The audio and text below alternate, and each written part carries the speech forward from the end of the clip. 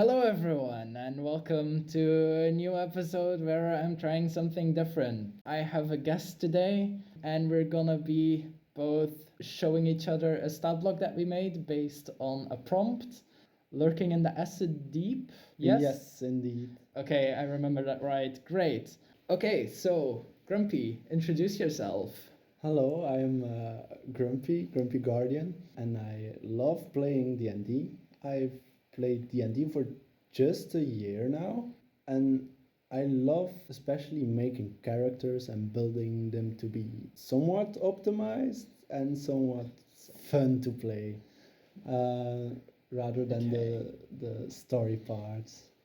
Yeah, I mean, somewhat optimized. You've built crazy characters already. Well, That I could only dream of making. So, kind of the whole premise of this is Grumpy is more kind of a rules man and is more focused on you can say that, yeah. more focused on kind of the stats And you're more talented in the story aspect of things. talented. Thank you.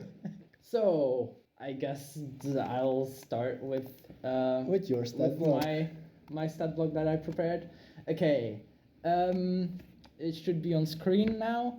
So you can see I've named this beast the bellylurker. Bellylurker.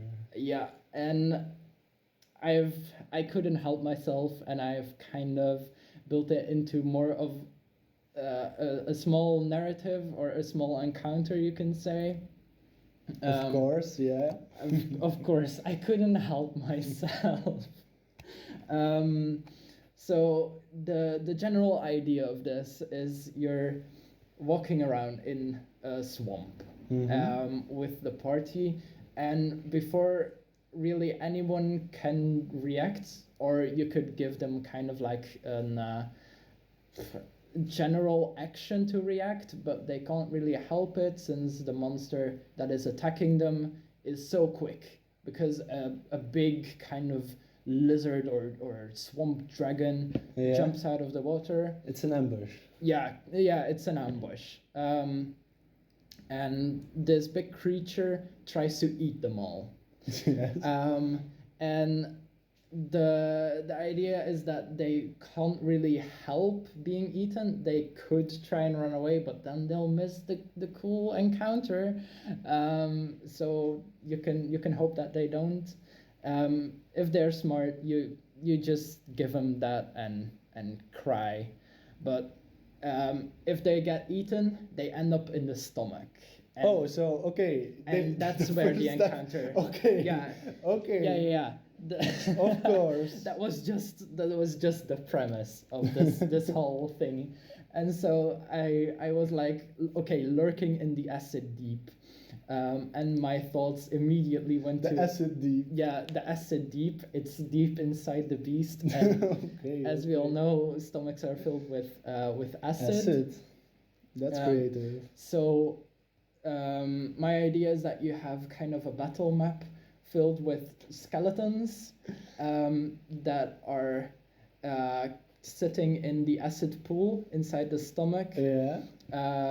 And the characters can kind of climb on top of these skeletons and use them as kind of terrain to get away from the acid. But then there are the bellylurkers. And that kind of explains the name as well. I'll try to remember to throw the art on screen that I generated with Dolly for this monster. It's horrifying. It is, yeah. Wow. I don't know why Dolly decided to give him kind of glasses, but he has glasses now. For the stat block, I kind of wanted a monster that could have kind of 5 to 10 of the same monster in an encounter at the same time. So it's challenge rating 1, which sounds a lot, But if you can escape from the stomach by cutting it open throughout the encounter, you'll be able to escape it and end the combat, before you've killed them all. So it's not really as the challenge rating suggests. I've based it loosely on the giant frog. So it has a swimming speed because it can swim in the acid. Of course. And the big feature is that it can pull you into the acid. Oh, wow. Yeah, it has a tentacle on its back that it can lash out at players with, and if they fail their DC 14 dex save, so it's an okay save to make. Yeah, If you have dex. Yeah, if you have a little bit of dex. And you only get pulled 5 feet towards it. Okay, that's yeah. That's manageable. It's manageable. So the idea is that if you have kind of 5 to 10 of these, you'll get pulled around in all kinds of directions. I think that players that encounter this will be able to, I don't know, make 3 to 5 saves of the 5 to 10. So a few of them will end up in the acid. And yeah. How damaging is the acid? Is there... The acid you can decide yourself. I mean, you can base it loosely on how powerful your players are, because this monster, you can add as many of these as you want. So it's a kind of... If 15 of these creatures pull on you, you're in the middle of the acid. Yeah, it's a little bit crazy. And I probably should suggest not to add 15 creatures. Why not? Because that I don't see the problem. That would be insane to manage. But yeah, that's kind of it. So you can scale the encounter. You can have different ways of getting out of the encounter, because when you kill all the bellylurkers, the combat doesn't necessarily end. You could try to go further throughout the organs of the beast, and end out down there. Yeah, down there. When it has its toilet break, you can escape. Or you could try to climb back up and out of its mouth, or you could try cutting your way out. There's a lot of ways. Possibilities. Yeah, there's possibilities. So yeah. Or you can just camp inside. See where it takes you. Wow. The acid would potentially make that a bit hard. Because acid fumes aren't necessarily the nicest acid things. Fumes as well. Okay. Yeah, I wouldn't make it a thing in the combat unless you want to be really mean to your players. But if you're gonna stay there for an hour or 8 while you do a long rest, I don't really suggest. Okay, I see the problem. Yeah. And I think that's kind of no. There's still one thing. There's more in the stat block. It has a standing leap. The frog had a standing leap, which I kept. So it can jump onto the players. So it has a bit more maneuverability around the battlefield. And can really just swarm on the players while others are pulling it away. And what does the standing leap do? So the standing leap, if you're if you don't want to read it yourself, the standing leap is a long jump up to 20 feet, and the bellylurker's long jump is up to 20 feet, and its high jump is up to 10 feet with or without a running start. Which means that you can have it leap onto a high terrain without and yeah. pull it And pull you yeah, from there. pull people down from there, or yeah. The pulling, is it always towards them? It's always towards them. Okay. Because pulling someone away from you is a bit hard. So if there are levels, they can pull up. No, it's only 5 feet. It doesn't matter. Yeah. Okay. Unless you kind of pull them in a diagonal motion up. Because no, you have I got the thing. You have all these 15 belly lurkers ready 5 to 10 ready direction to pull. Oh god. When one pulls and you pull the creature, I don't know, the range of the pulling ability upwards and takes fall damage. That's the this is why perfect I'm the DM and he's not. This is why I'm the power player. Oh my god. Okay. You could do it like that, or you can not try to break the game. Well, please. And yeah, it has a bite attack, but yeah, that's nothing. the most damage will come from the acid itself. So as a DM, you'll have to kind of play into that and try to get your players into the acid as much as possible, and have them kind of figure it out and try to get resistance from acid. You as power player should know how that's possible. Few, I think the first of all, absorb elements is a Yeah, good way yeah, to of absorb course. Acid damage, I think. Yeah. Well, I think overall it's a very neat concept to Thank to you, use thank you. control instead of damage for and to swarm the players with multiple small enemies. And of course, the environment of a valley is the first that comes to your mind if you. It's great. It's creative. Thank you.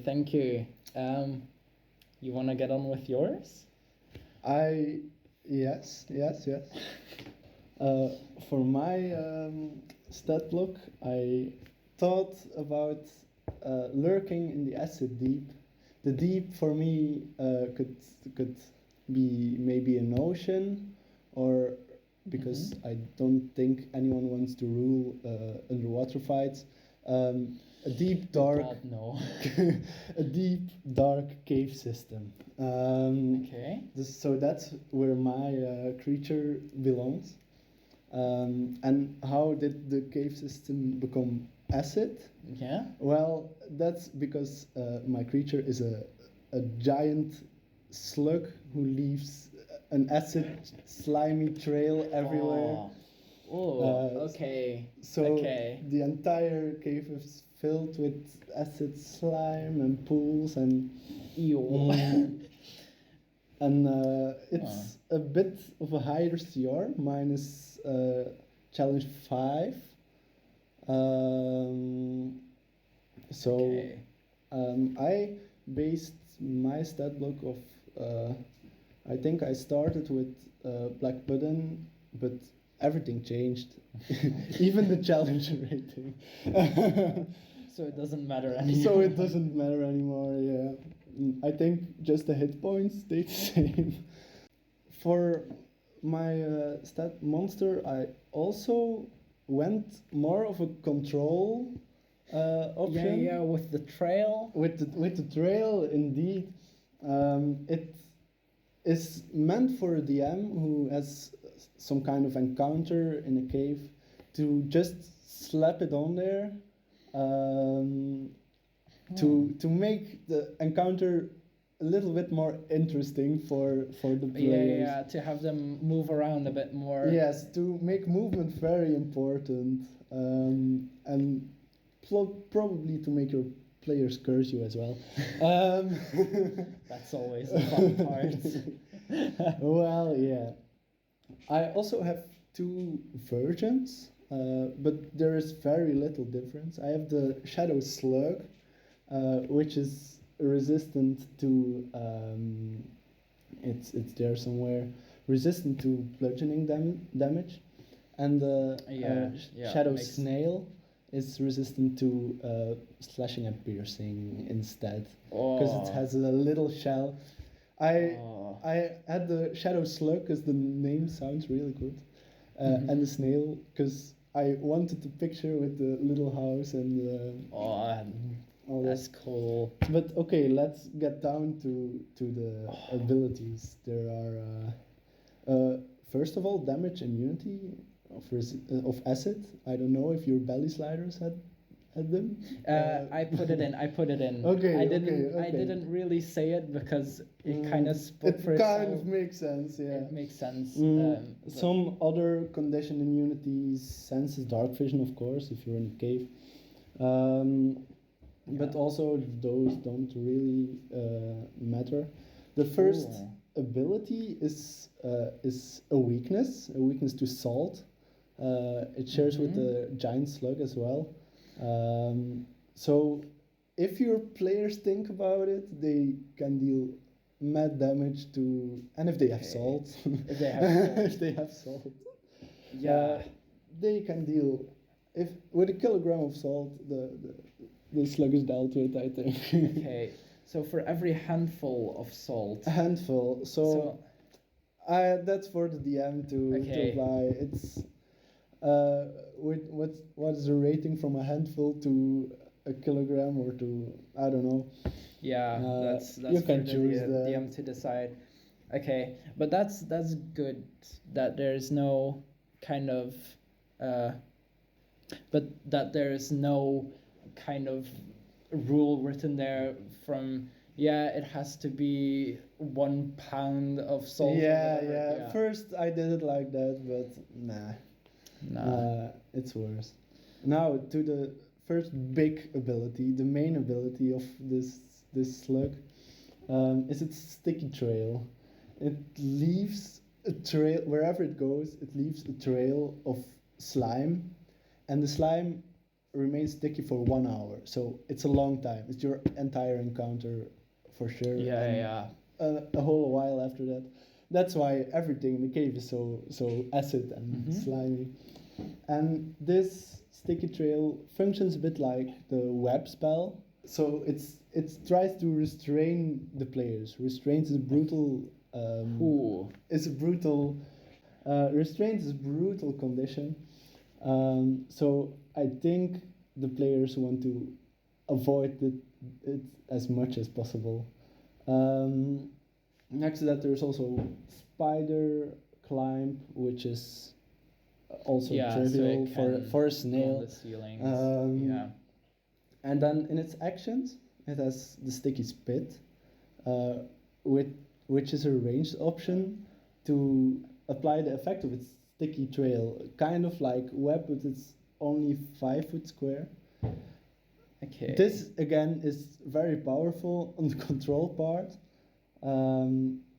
That's why I made it do a little bit less on the damage part.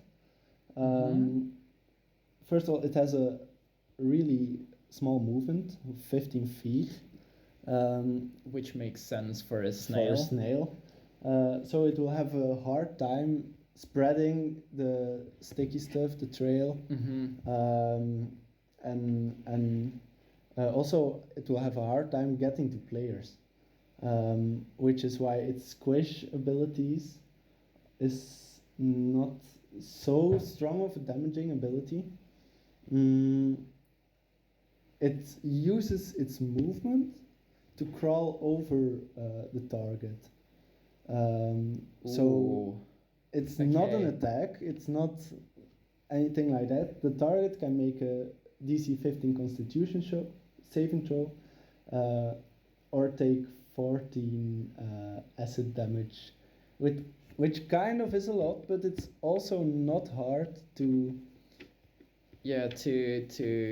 make sure you don't get hit. Yeah. You just try to run away, unless you're stuck in the spit, which is the big synergy. That's a really cool idea because when I see the stat block, it doesn't really immediately scream, "This is a violent monster" to me. It's just kind of there, and the players are gonna be annoyed by it. Yes, And which is the entire point, is Yeah.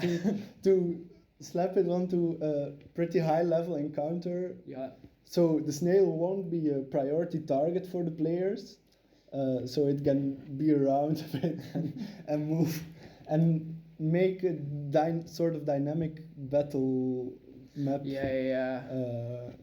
You could even, for higher level encounters, you could add multiple of these Oh yes, and to know your players even more. And I really like the fact as well, maybe you didn't think about this, but I doubt that, it has a passive perception of 8. So you could easily sneak past this guy. yeah. And even if it sees you, it has to catch you, right? Yeah. So that's a really cool concept. Now there is the final thing on this Ooh. stat block. I didn't have the luring in the dark, and the luring part. That's Yeah. what I meant. It seems like this snail isn't really luring in the acid deep, so I thought some looking Lurking. luring is some. Yeah, luring is something else. So I didn't really have the lurking in the acid deep part, which is why I added the dark shift. I didn't want to annoy my players any further with stupid abilities like casting darkness or something who does that to the players. Yeah. So I made another ability also to counter its weak movement. And it can, a bit like a shadow monk, it can use its bonus action to teleport up to 30 feet, but only from a spot of total darkness to a spot of total darkness. So if your player doesn't have dark vision, which, why would that ever happen? But if they see like a snail disappearing in a shadowy spot and appearing out of another, Okay. which is for the vibe and to compensate the lack of mobility. Yeah, that was something that I was thinking about when I saw the small movement. I was thinking about, okay, how could you make sure that people just don't go to the other side of the map and don't have to really deal with this guy? But as a this DM, dark you shift- make sure there is a few dark spots Yeah. on your map so they can teleport in between. But it's not too overpowered, I think, because they can't just randomly teleport next to Yeah, a player. exactly. It's restricted to a couple of spots. Yeah, if you'd scale this one up, and have it do more damage or whatever to make it the main target, players could even try to control where it can shift toward with kind of torches, so they have protective bubbles and stuff to make movement even more important. So that's a really cool ability. Whew. Damn, good job. That's you really as cool. well. I think yours is a bit more creative, as we are used to. Well, yeah. I really Creative like towards it. the narrative side. Mine is Also towards the mechanical side. I mean the non-focus on damage and more on control is something our characters share. Yeah. Maybe your large creature could eat a shadow snail sometimes, and we can combine our stat blocks. Oh, people are gonna hate that encounter, but it will come. It will be amazing. It's maybe something to try out in a future session. Oh no, I will regret this. You will probably regret that. But yeah, maybe we can talk about our experience running these monsters in a future session. um, okay, so if you want to use these stat blocks yourself, you've seen them. Maybe if I think about it, I'll put them in the description, or you can just look them up on D&D Beyond. I think we've made them public, or we're gonna make them public. I will. So if you type the name, you can find it. You can maybe modify it towards your liking, or you can just stay with it as we've made them. And, you know, have fun with it. I mean, anything more to say? Yeah, thank you for inviting me to make this video. It was a fun experience. Yeah, absolutely. It was fun to have you and to make to make stupid monsters together. Yes. And maybe I will appear on some other video one day. Magically appear Yeah. out of nowhere. But yeah, until next time. Yeah, until next time. Thank you for listening. If you're still here, which if you're hearing this, I assume you are. And until next time. Bye.